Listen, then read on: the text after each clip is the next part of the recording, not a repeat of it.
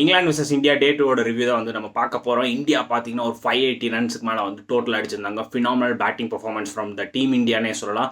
So captain Shubman Gill fantastic knock, அவர் வந்து ஒரு 269 ரன்ஸ் அடிச்சிருந்தாரு. First Indian captain to score 250 runs in SENA countries. அது பார்த்தீங்கன்னா சுப்மன் கில். ஸோ ஃபென்டாஸ்டிக் நாக்னே சொல்லலாம். கூடவே ரவீந்திர ஜடேஜா ஒரு ஃபினாமினல் நாக் ஆடினார்னே சொல்லலாம். ஸோ அவரோட அந்த ஸ்வாட் செலிப்ரேஷன், அவர் வந்து ஒரு 80+ ரன்ஸ்க்கு மேலே வந்து அடிச்சிருந்தாரு. அன்ஃபார்ச்சுனேட்லி பார்த்தீங்கன்னா இந்த செஞ்சுரியை வந்து மிஸ் பண்ணிட்டாருனே சொல்லலாம். நல்ல ஒரு டக்குன்னு வந்து ஒரு பவுன்சர் போட்டாங்க. ஸோ நல்ல ஒரு பேட்டிங் பர்ஃபார்மன்ஸ்னே சொல்லலாம். ஏன்னா ஒரு ஸ்டெடியான ஒரு டோட்டல் கொடுத்தாங்கன்னே சொல்லலாம் இந்தியன் டீம்.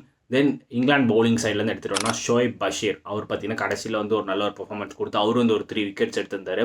தென் இங்கிலாந்து பேட்டிங் வந்திருந்தாங்க. குயிக்காக பார்த்தீங்கன்னா 2 விக்கெட்ஸ் எடுத்திருந்தாங்க. நம்ம ஆகாஷ் தீப் ஃபென்டாஸ்டிக் ஸ்பெல் போட்டார்னே சொல்லலாம். ஸோ அவர் வந்து க்ரூஷியல் 2 விக்கெட்ஸ் எடுத்திருந்தாரு. பென் டெக்கெட், தென் ஓலி போப், இவங்கெல்லாம் பார்த்தீங்கன்னா அந்த டக் அவுட்லேயே வந்து எடுத்தாங்க. So phenomenal bowling performance from Akash Deep அப்படின்னே வந்து சொல்லலாம். தென் முகமது சிராஜ், அவரும் நல்ல பர்ஃபார்மன்ஸ் கொடுத்து அவர் வந்து ஒரு விக்கெட் எடுத்திருந்தாரு. தென் இங்கிலாந்து பேட்டிங்கில் ஒரு பாசிட்டிவ் சைன்ஸ்னு பார்த்தீங்கன்னா ஹாரி ப்ரூக், அவர் வந்து ஒரு 30 ரன்ஸோட இந்த டே 2 முடியல வந்து கண்டினியூ ஆகிட்டு இருக்காரு. ஸோ டெஃபினட்டாக பார்த்தீங்கன்னா அவர் வந்து பெரிய ஸ்கோர் அடிக்கிறதுக்கும் வாய்ப்புகள் இருக்கலாம். Root and Harry Brook, so இவங்களோட பார்ட்னர்ஷிப் ரொம்பவே க்ரூஷியலாக இருக்கும் ஃபார் இங்கிலாந்து. ஸோ டே 3ல இங்கிலாந்து எவ்வளோ அடிக்க போகிறாங்க அப்படிங்கிறது வந்து கமெண்ட் செக்ஷனில் சொல்லுங்கள்.